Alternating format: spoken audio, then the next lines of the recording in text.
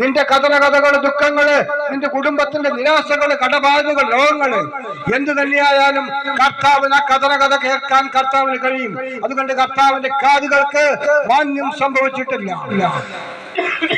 നാം ചെയ്യേണ്ടത് ഒന്നു മാത്രം, നമ്മെ സൃഷ്ടിച്ച് പരിപാലിക്കുന്ന ദൈവത്തെ ഹൃദയത്തിലെങ്കിലേക്ക് വിശ്വാസപൂർവ്വം ക്ഷണിക്കണം.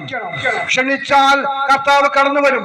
അതുകൊണ്ട് വെളിപാടിന്റെ പുസ്തകത്തിൽ പറയാണ്, ദൈവം ഹൃദയത്തിൽ മുട്ടിക്കൊണ്ടിരിക്കും, തുറന്നു തന്നാൽ ഞാൻ അവനോടൊപ്പം വസിക്കുമെന്ന്.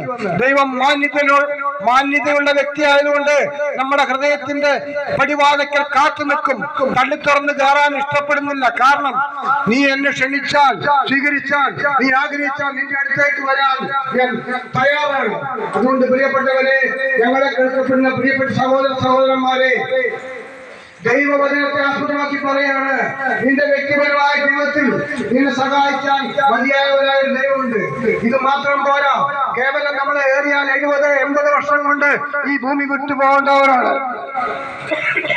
അതിനുശേഷം ഒരു നിത്യജീവനുണ്ട്.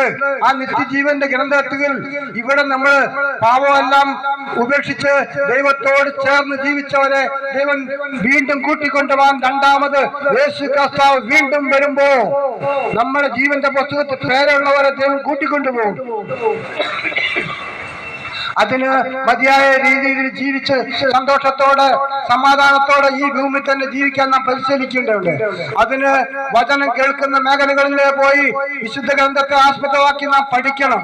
ആവുന്നത്ര രീതിയിൽ വചനം വായിക്കുകയും ഗ്രഹിക്കുകയും വചനം കേൾക്കപ്പെടുന്ന പ്രഘോഷിക്കപ്പെടുന്ന മേഖലകളിൽ നമ്മുടെ സാന്നിധ്യവും ചെവികളും എല്ലാം ചേർത്ത് വെച്ചുകൊണ്ട് കർത്താവിനെ രക്ഷകനും നാഥനുമായി സ്വീകരിച്ചാൽ, കർത്താവിന്റെ വചനം പറയാണ്, നീ എന്നെ രക്ഷകനായി സ്വീകരിച്ചാൽ നീയും നിന്റെ കുടുംബവും രക്ഷപ്പെടും.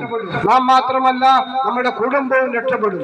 അതുകൊണ്ട് പ്രിയരെ, യേശു കർത്താവിനെ രക്ഷകനും നാഥനുമായി സ്വീകരിക്കാൻ നിങ്ങൾ